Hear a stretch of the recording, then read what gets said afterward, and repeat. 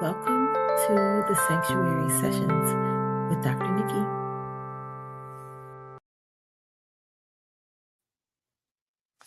Hey, y'all. How you doing?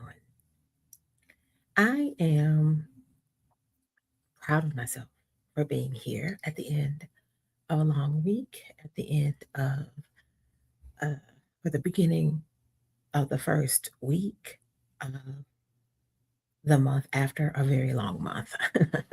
How convoluted could that be? Um, Proud because I have a interesting relationship with social media. There are times when I genuinely love it.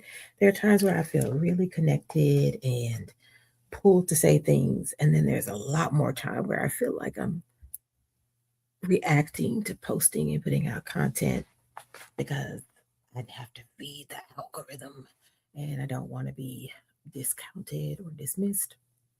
And so I'm working to be really much more disciplined. If you knew anything about me, you would know that even just the word discipline makes me want to break out in hives. I just want to like run and break all the rules. No, I don't need to be disciplined.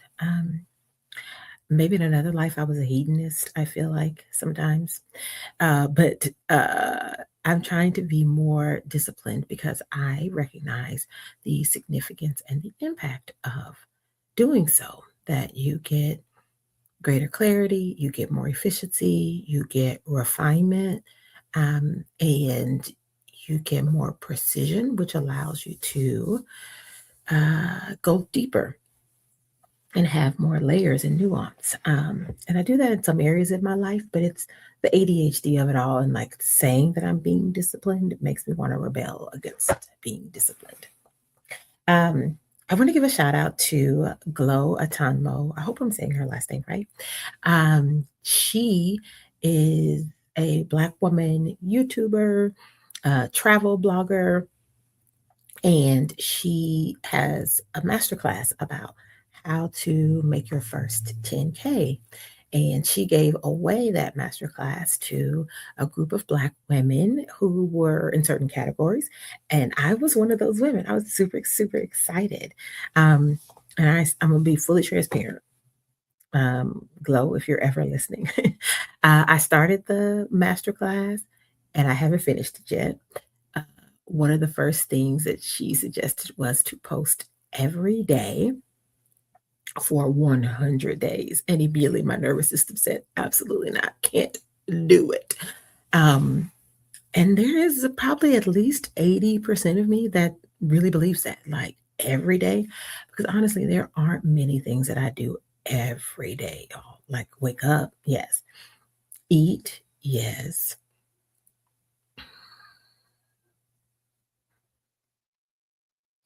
That's about it. I will be real honest. I don't brush my teeth, put on deodorant, put on lotion in the same way every day, on the same order. I don't use same type of lotion or body wash every day. I don't even use the same toothbrush every day. I don't floss every day. Um, there's that like really, I don't even take all my medication every day. Okay. So to think about committing to doing something every day for 100 days, my nervous system has just really, really not caught up with it yet. But I'm doing my best. That's what I'm going to do. I'm going to do my best. Okay. And I'm going to show up as consistently and diligently as I possibly can. And that's part of why I moved my YouTube series to audio only, because that is an easier way for me to show up more consistently. But I am the person that like I spend forever trying to get these thumbnails together, and I'm still trying to figure out what's an SEO converting thumbnail, and does this represent the brand? Like I get really in my head with all of that stuff, and I'm a one woman show, and that all slows me down as well. But I'm here for it. And the reason why I'm shouting out myself is because I typically set Wednesday mornings for me to do my recording.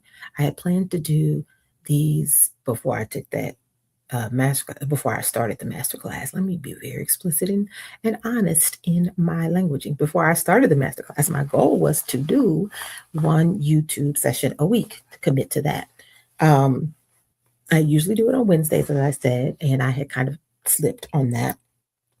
But I had some time this Friday afternoon, and I was like, I'm not burned out. I'm not decimated from the week.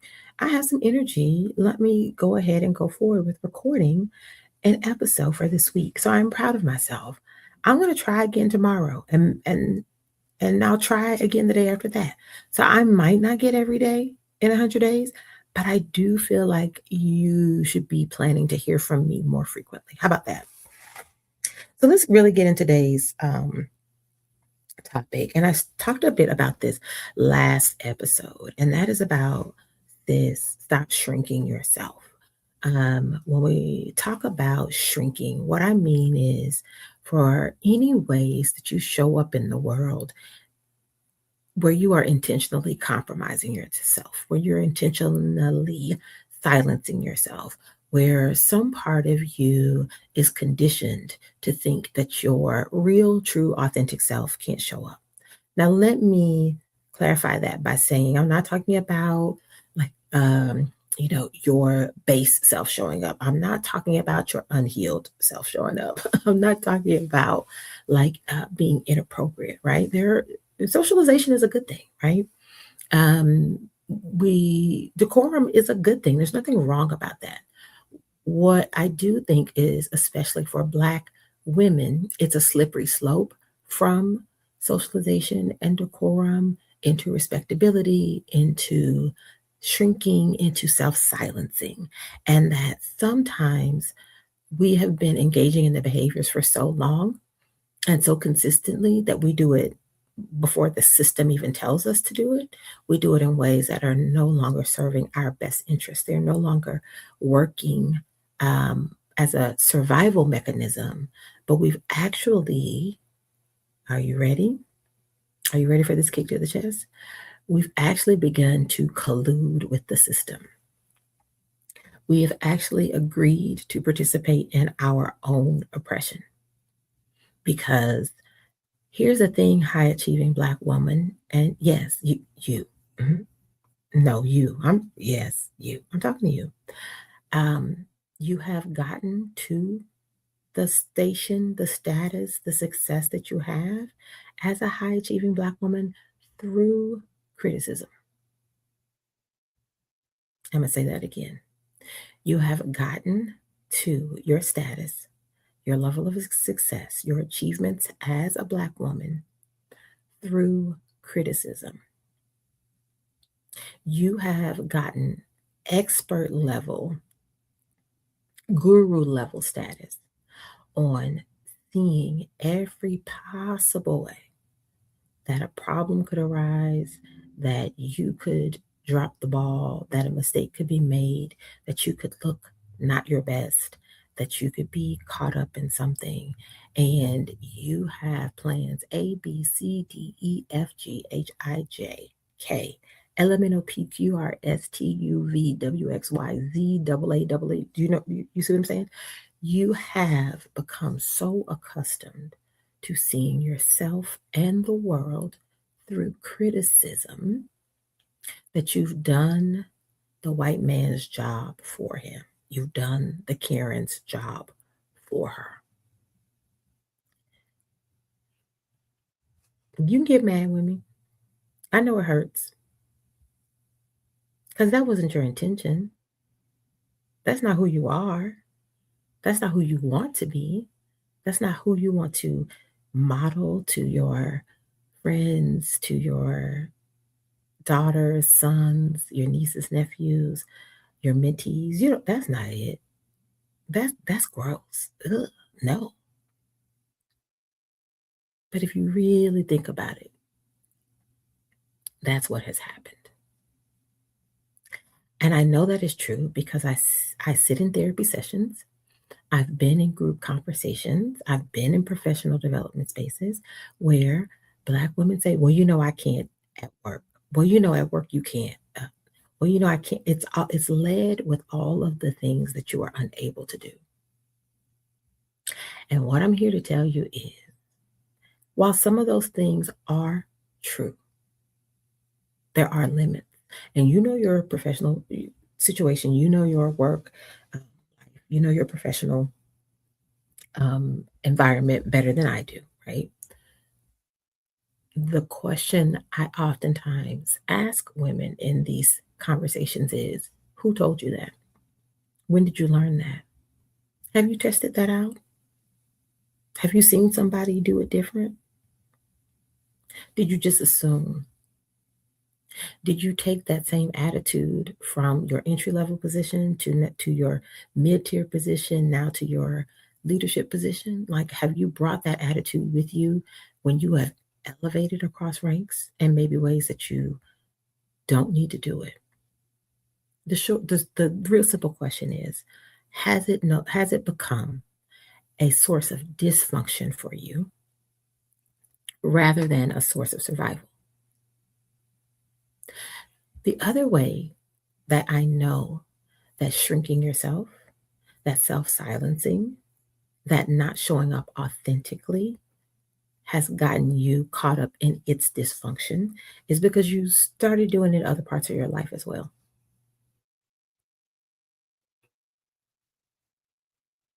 I'm coming for you today.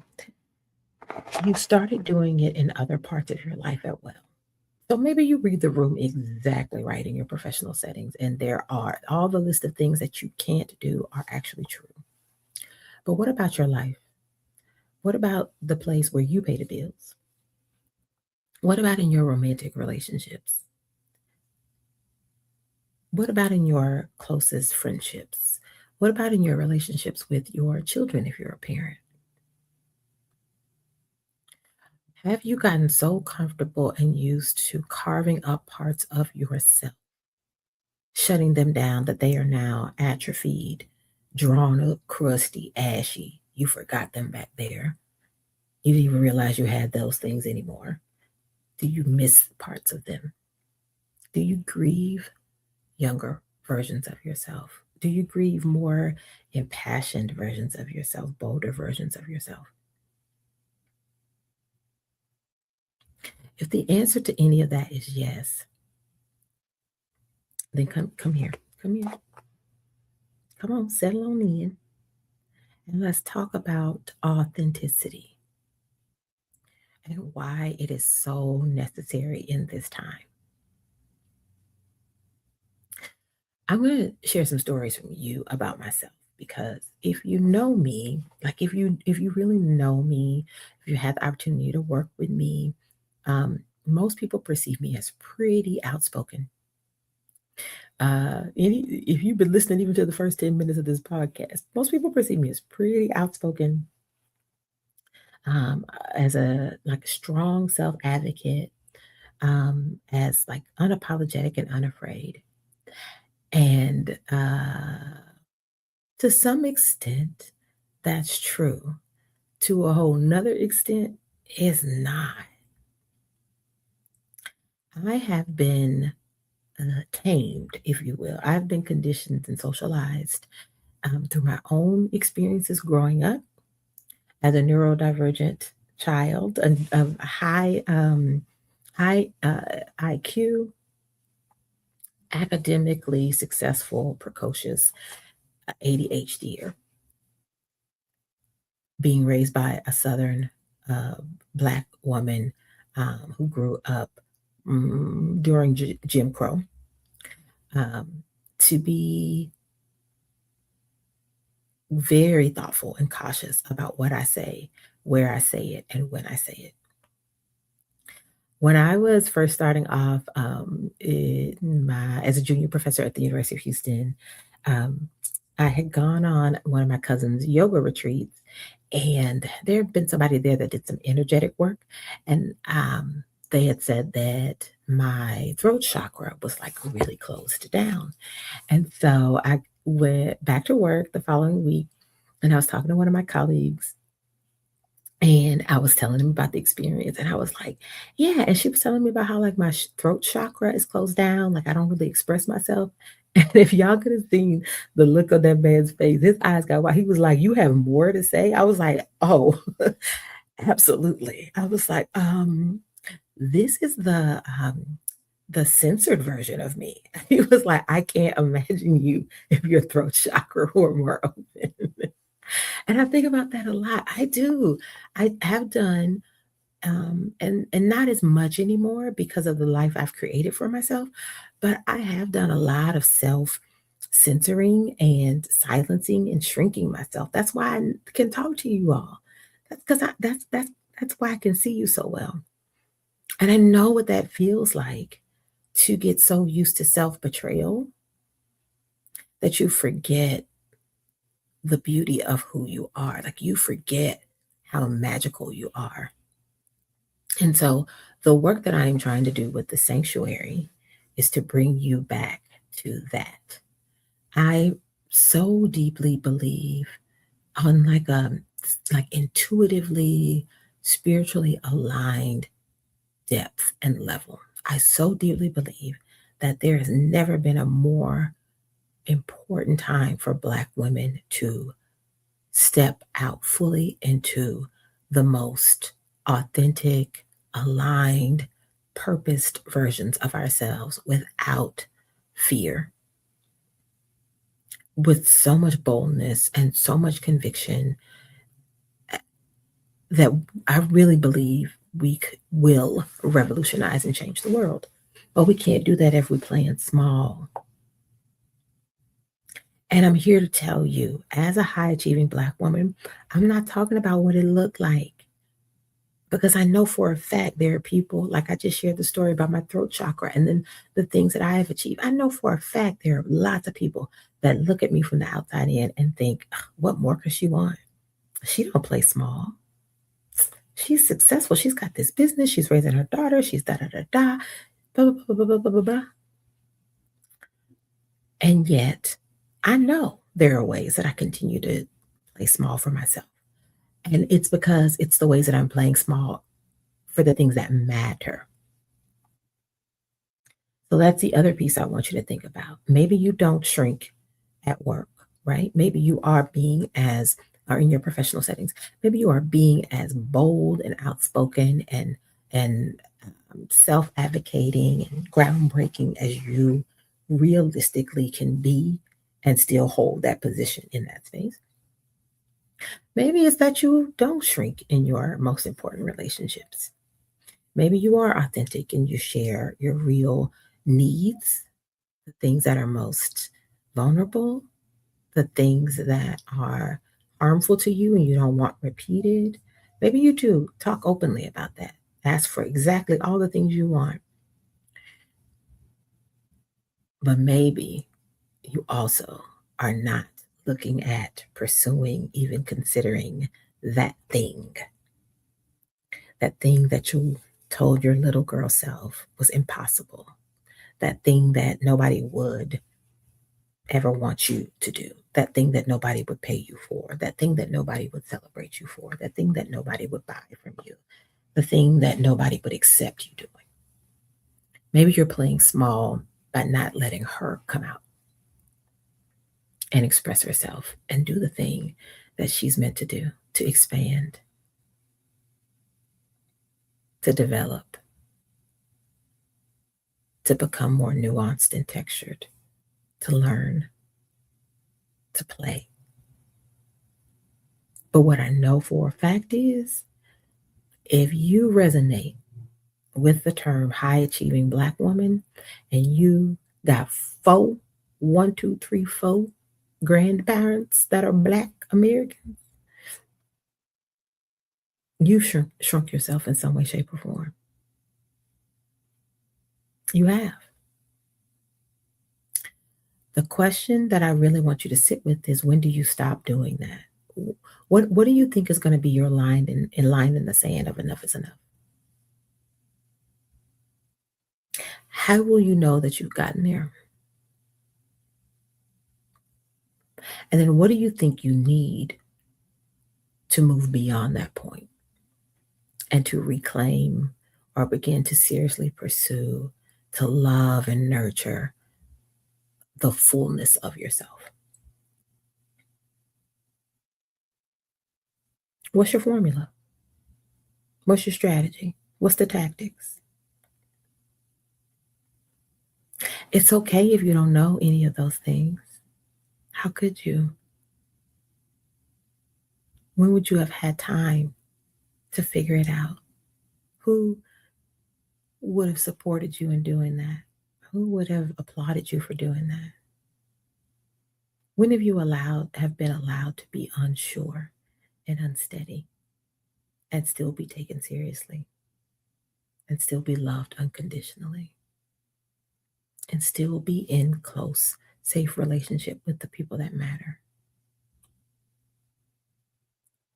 I don't know of many women who can reconcile those things with all that it takes to be a high achieving Black woman. What I do know is how to help you move through that. I believe that is my divine work. First of all, I've had to go through the fire myself. Ugh. There is nothing you will ever hear me say in any way, in any platform, whether it be my own or another podcast or a workshop or a lecture or public speaking event or in therapy. You won't hear me say this. That won't ever be anything that I ask you to do suggest that I have not already done myself. I am always the test case. Sometimes I'm only a half a step in front of you, but I'm there. I've done these things.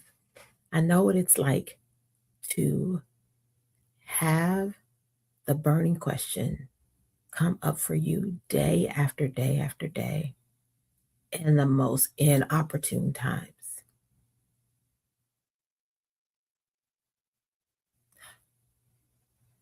Which woman am I going to choose to be? Am I going to be the one that plays it safe but pays all her bills and has the status and the respect of other people? Or am I going to be the version of myself that bets on herself, that doesn't have it all mapped out cleanly, that will probably disappoint some people and drop some balls, who doesn't quite see the full pathway forward, but I know I'm walking down my own road on my own terms? Which one we gonna be? And to have that question come up again and again and again and again and get louder and louder and louder to the point where I was looking at myself like, oh, so we gonna bitch out? I thought Bert ain't raised no punk. Hmm? I thought we was badasses. We not, cause you sure taking the easier route. You sure are. Oh, you don't think you worth betting on yourself? It became that for me. And then because that version of myself is so bold and was so sure and so unrelenting, it got even louder and was like, so you're going to actually model to this child that you gave birth to, this amazing, brilliant, magical little Black girl who lights up the room everywhere she goes, whose creativity is bursting out of her pores, who is beautiful and hilarious and smart. And you're going to lead the way for her by playing small. You're going to let her be in the world in this way, but then show her that it's not worth it to bet on yourself. That's the kind of mama you're gonna be. You waited till you was 37 to have a daughter to do that. Like that's how much she was on my neck. I promise you, you don't want it to get that far. And if you have, that's okay too. Because like I said, I'm here. I figured it out. But this is how I can speak so surely about what I know your internal world is like. Because I've been there myself. And I've had the conversations with many of my clients. And that's the work that I'm doing in the sanctuary. That's why I'm offering my in person workshop here in Houston on March 7th and plan to do so again throughout the year. because I do. I want to partner with her. I want her to know that it's safe to speak up, to step out, to do the thing, to try, to not worry so much about A, B, and C, to look towards X, Y, and Z. That's really what I would like to do. So those questions again for you. How will you know when you've reached the limit of self-silencing, self-betrayal, of shrinking? How will you know?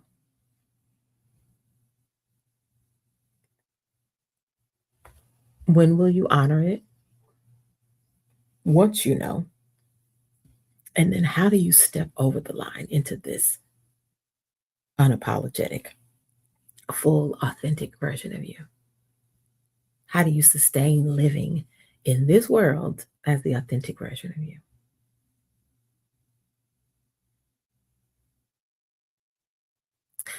So in 2024, my mother passed away unexpectedly. Last weekend, January 31st, was the 2-year anniversary of that. Um, it's time is just so funny in that, like, 2 years has been a long time in this grief journey, and yet 2 years is no time at all. And I sit in the juxtaposition of that. And so my mom passed away in January 31, and whew, um, I love her in ways that cannot be expressed through words. And she loved me in a way that I don't ever think I'll ever be able to describe. She loved me so completely and immensely that even in her absence in this physical world, her love, I still feel it. It still covers me. It's still the source I go to when things start to seem unclear and shaky for me. That's how immense her love is for me. But because I loved her as much as I did, I should say, and because I love her as much as I do in her life, in her embodied form, in her corporal form, right? Um, there there came a lot of expectations, and many of them, as I got older and realized, were not ones that she ever explicitly stated, but they were the ones of my own making from my interpretation of her. Mhm. Uh, they came with a lot of expectations. And so there were many times where I felt like I fell short or I couldn't show up in a certain way or I needed to do certain things in a certain way to continue to have her regard and esteem, to continue to be the best version of myself through her gaze because she was so important to me. In September of 2024, my aunt, my mom's eldest sister, who I grew up with, my mom and my aunt saw each other every day of their lives. If they didn't see each other every day, they spoke on the phone multiple times a day, and that was because one of them was visiting one of their children. They were out of town, but they still spoke every day. Um, so needless to say, my aunt was a very important person in my life as well. So January 2023, my mother passed away, and then September of 2023, my aunt passed away. And I had already planned a trip, a business trip. I was fortunate enough to be featured in this documentary about the adultification of Black girls. It's called You Think You Grown by a wonderful Black young filmmaker named Chanel Dupree. I will put her stuff in the show notes for you.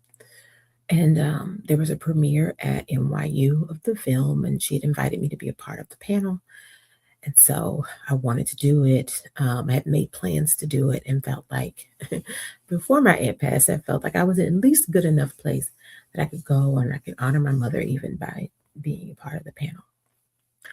But my aunt passed away literally days before I was supposed to fly out. And I went. I went and I took the trip. Um, and the first night that I got there, evening, I went walking around the neighborhood um, where I was staying, and ended up in Central Park and was sitting on a bench.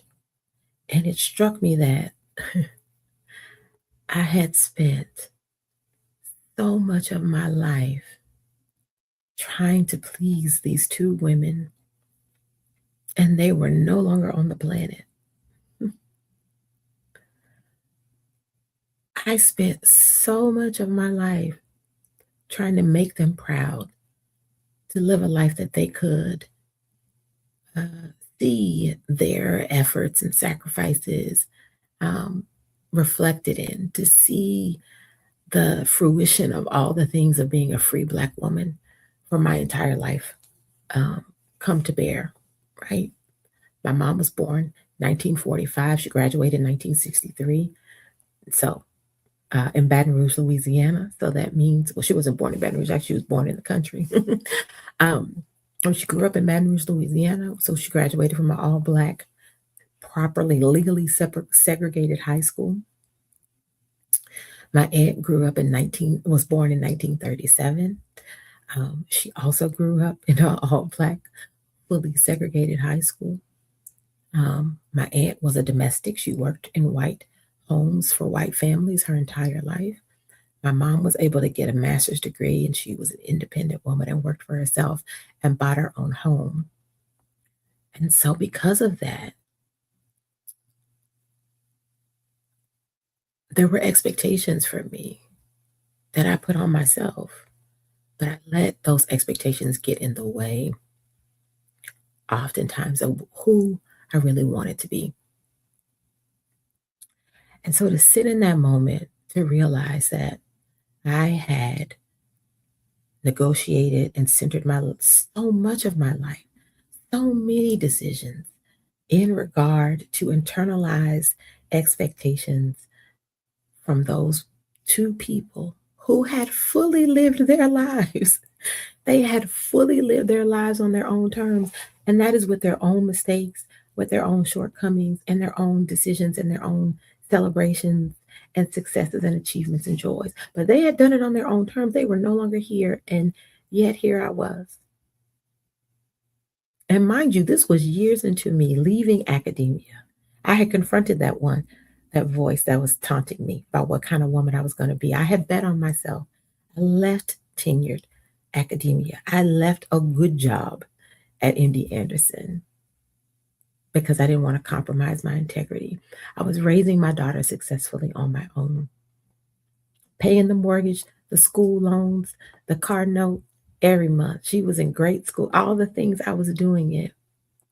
And yet I still wasn't living fully out loud. And it took both of them not being physically here on the planet for it to click about how much time I had wasted,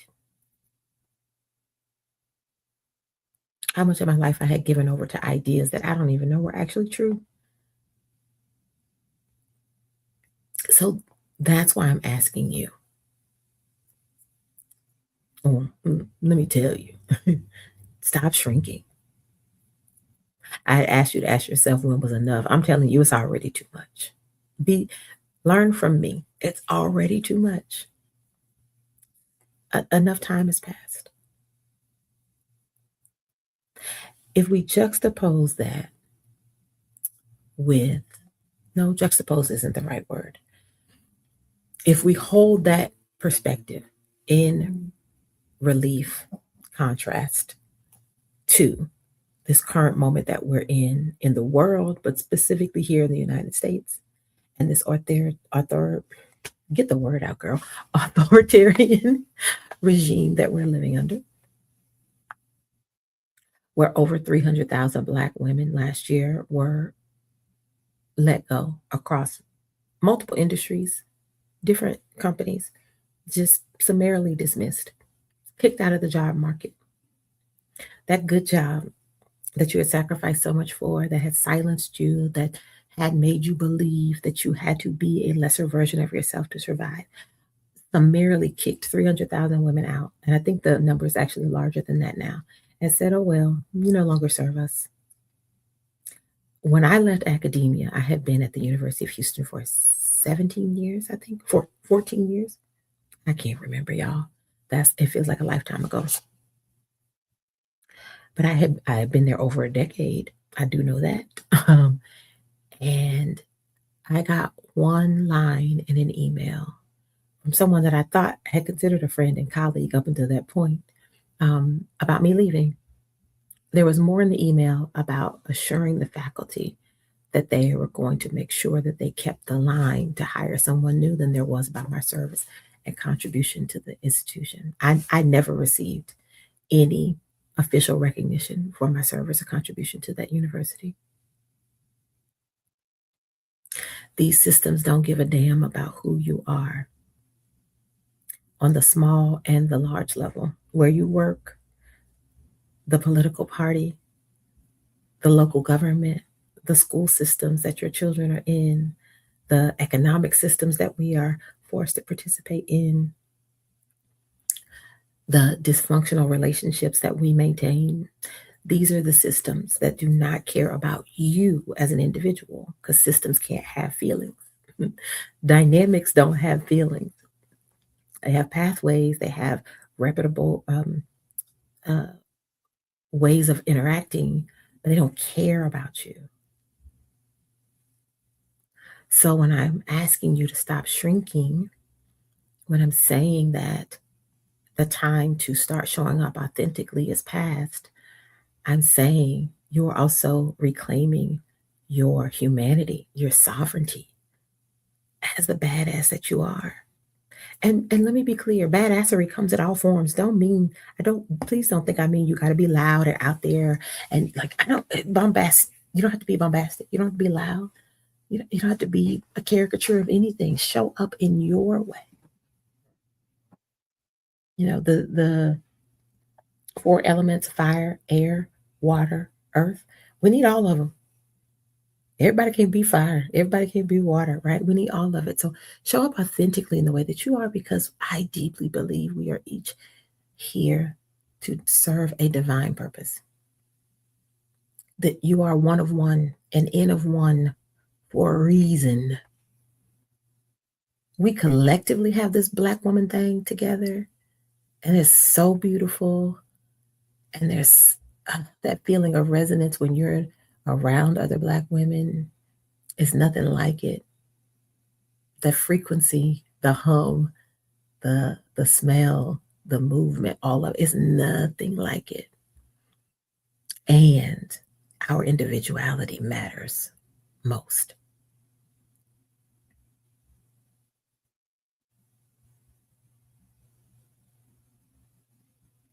So your homework is to decide when you're gonna stop shrinking. Hmm? When you're gonna stop letting the systems outwit you. They've taken enough. They've taken enough.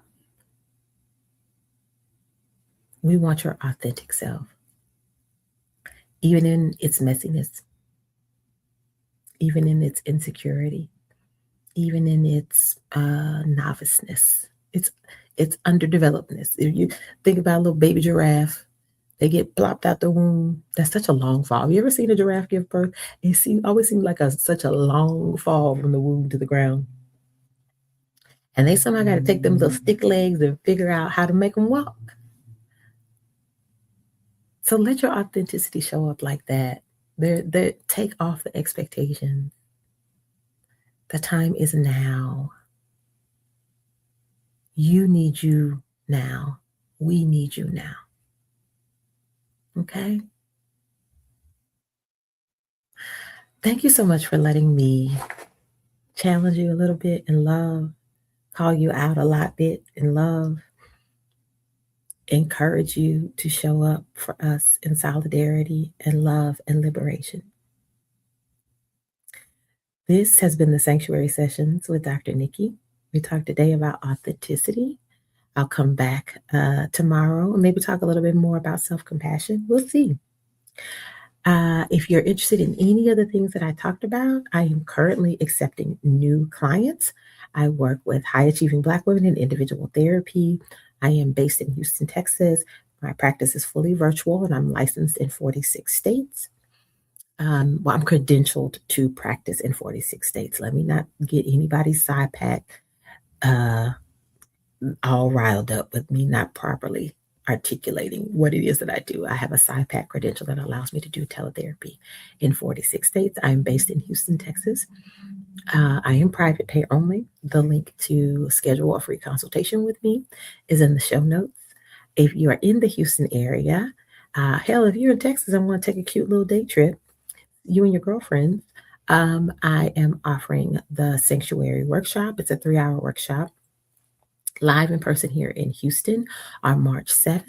The registration is now open. Early bird pricing goes through, I believe, the third Monday in February. Don't quote me on that. You can find it on the landing page, which will also be in the show notes. And then you can also apply to join my Voxer group, where I offer voice only support, encouragement, a brave space for other like minded Black women in that space as well. All the things are in the show notes. And as always, always, always subscribe. Thank you so much. Y'all have a wonderful rest of your day.